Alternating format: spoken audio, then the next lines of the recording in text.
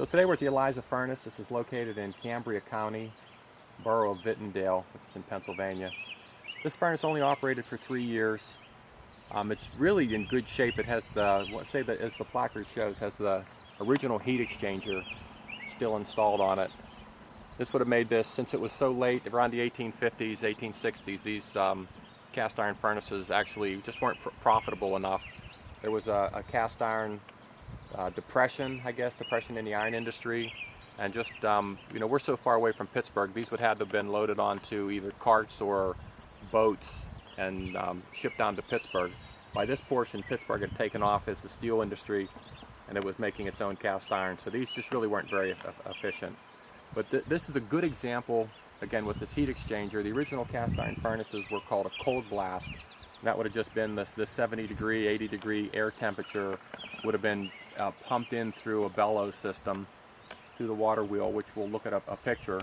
This actually would heat the air up, and it would sort of preheat that air to maybe 800 degrees, 5, 6, 7, 800 degrees Fahrenheit, and it would supercharge the furnace. So the air coming in was so much hotter, it took less energy, less coke and coal. I think this was a charcoal furnace. And it would able to heat faster, which would be melt quicker, which is more profitable. Okay. So some of the common things you need for a cast iron furnace, I may have touched on them before. You need water. So we have this Blacklick Creek coming through here. This would have piped all the water that they needed to run the paddle wheel, the water wheel. The other one is you need a road or a rail line. This is, I believe, one of the rail lines. Since it's so close, it's now rails to trails, but this is the rail line going across the bridge that they would have used to take the pigs or the iron into Pittsburgh. They also could have used this, and again, this is steam engine, so they also could have used this for travel. I mean, people getting back and forth from place to place, but they would have used it for bringing iron ore in. So just a nice little rails to trails. I'm not sure if this ties into the bigger one in Pittsburgh. I'll have to do some research, but it's a nice, just a nice stream, a nice scene.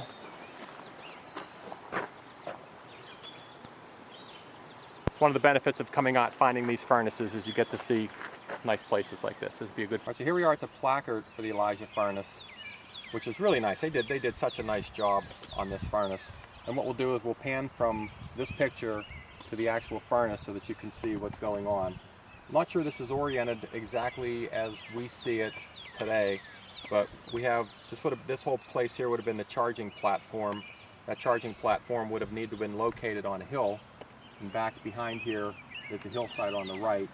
So again, this orientation is not 100% correct, but you can see the water wheel. Once this car goes by, you'll be able to hear the stream. So the common factors with these furnaces are you need water, and you would need, obviously you would need the iron ore, and a railroad, the way to get this out. So we're standing basically on the railroad line, and the stream is to the left. So they would have diverted the stream. They would have the water come down through here. The water turns the water wheel. This water wheel would turn a bellows and also pump this. Again, this is the hot air. So it would pump this hot air from the heat exchanger back into the furnace, which would make the temperature so much hotter to start with. This is where the iron would come out. This is where they call them pigs, because they would just pour this right into the ground, and these little indentations in the ground where the steel would go, this represented a piglet, like the piglet suckling on the mom. That's why they called the iron, they called these pigs. So this is basically what the picture looks like. We'll have a print out of this. You can look through this. But again, you can see the heat exchanger on top. We can orient that with the diagram that we have, the placard, and you get a good idea of how cast iron was made. This is the second placard that we have, which again I think is a key part of this, because you look at this cast iron furnace and you think it's a monument, but really this would have been the center of a town. A lot of towns started because of these cast iron furnaces. This one would have employed maybe 90 men and boys, and actually we're using children back then. There were no child labor laws, so you know you're up cutting wood.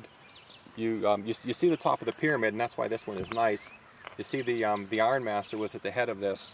The reason is because the Iron Master would have taken $10,000 out of his pocket to buy this and build it and run this, So the ironmaster was basically the corporate leader. He'd be like the CEO back then. So he had basically all of the responsibility. He lived in a very nice house compared to the other people that probably lived in wooden houses. But this would have employed all the people in the town. Of course, you'd have a company clerk. You need to keep your records. The gutterman, which that's the first time I've heard of that before. I would imagine he's the guy who's making sure that the cast iron is being tapped correctly. You have the founder. You have the fillers. These are basically, you know, these guys, you hate to say it, but they're just laborers. So they're consigned to just cut the trees to make the charcoal.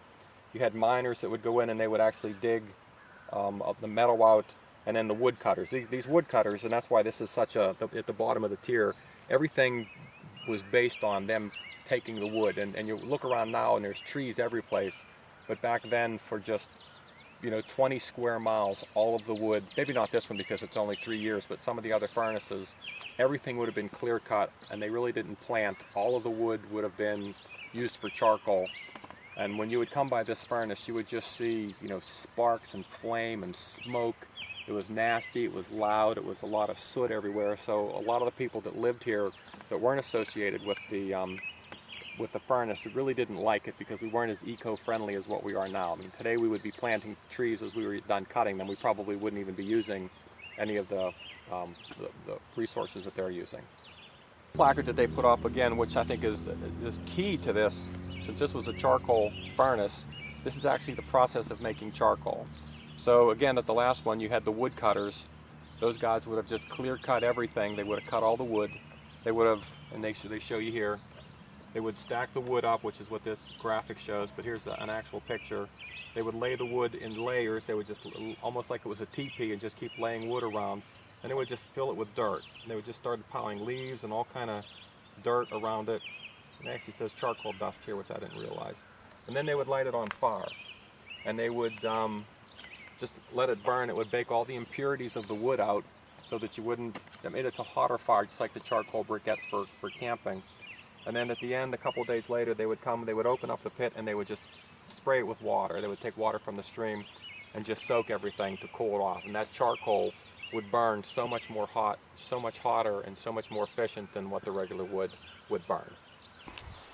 So what makes this furnace special, what makes it really unique, is it has the heat exchanger up on top. Those are the coiled pieces of, I would consider that cast iron pipe. Those pipes would have been, I don't know whether they would have been behind the refractory or inside the refractory, but the whole purpose of those was to catch the air. They would circulate air through those, and that would capture all of the hot air. And again, cast iron is maybe 2,000 degrees Fahrenheit that it melts.